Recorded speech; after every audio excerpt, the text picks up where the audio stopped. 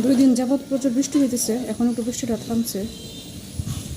বৃষ্টি হইলেও আসলে অনেক ঠান্ডা লাগে, কিন্তু অনেক কেমন যেন একটা নোংরা নোংরা লাগে, সব কিছু ভিজা ভিজা থাকে, ময়লা থাকে, কাপড় চোপড় সব দিকে ছড়িয়ে ছিটিয়ে থাকে, শুকায় না। তো সবাইকে আদাব ও নমস্কার। কি একটা স্যাঁতস্যাঁতে ভাব, ঘর থেকে বের হওয়া যায় না।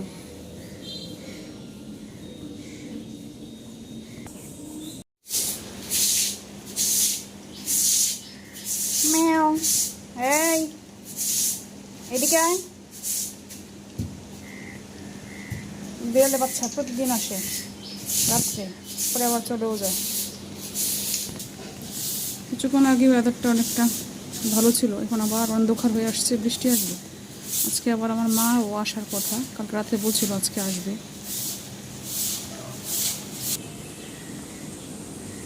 মা রাত্রে জিজ্ঞেস করতেছিল আমার কী খেতে ইচ্ছে করে। আমি কিছুই বলি নাই, কারণ আসলে তেমন কিছু খেতে ইচ্ছে করে না। ইচ্ছে করলে যখন যা ইচ্ছে করে তখন আমি নিজে নিজেই করে খাই।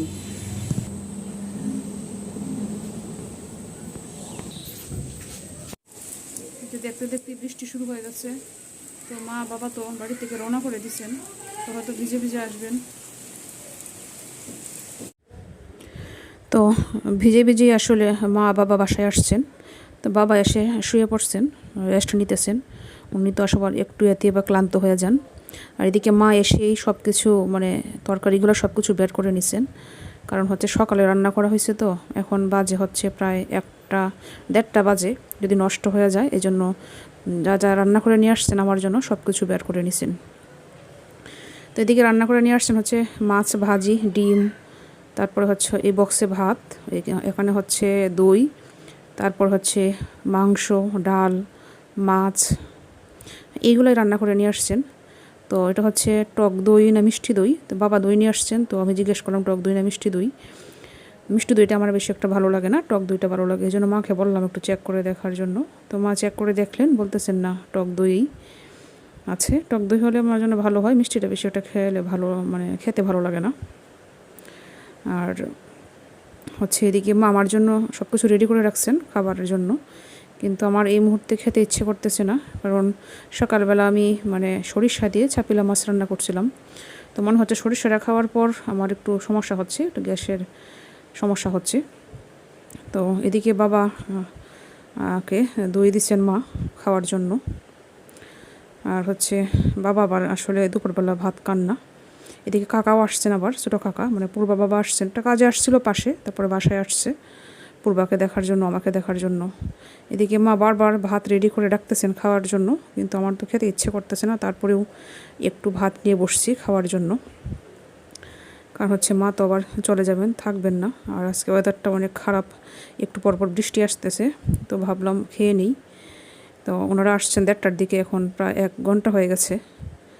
তো মা ভাতগুলো অনেক আগে থেকেই রেডি করে রাখছেন, ঠান্ডা হয়ে যাচ্ছে।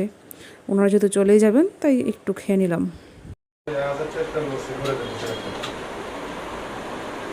আজকে খুব বেশি একটা গরম না, ঠান্ডায় ওয়েদার, তারপরে আজকে আমার শরবত খাইতে ইচ্ছে করতেছে। তো হচ্ছে টক দই, টক দই দিয়ে আজকে শরবত বানাবো। কখনো আমি বানাই নাই, আজকে প্রথম চেক করব।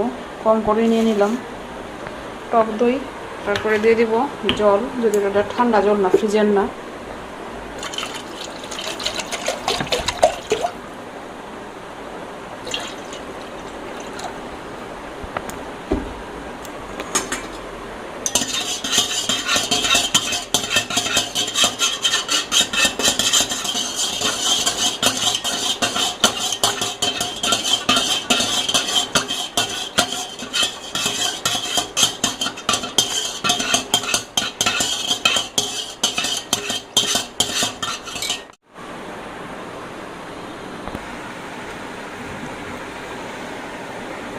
এখন দিয়ে দিব লেবু,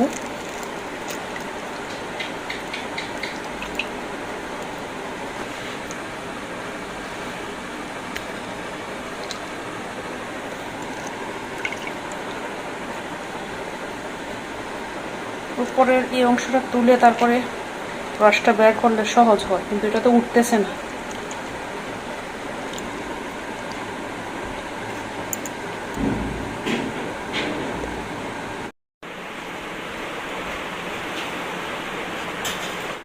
লবণ,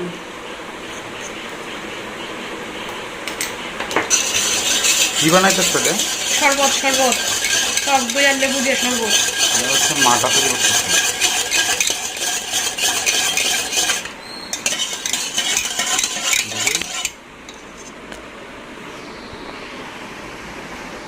কালার বোঝা যায় না কি করে।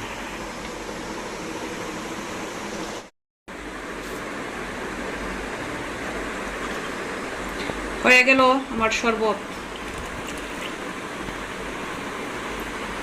এখন পরিবেশন হবে।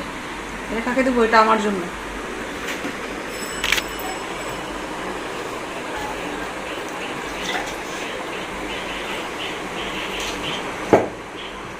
নাও।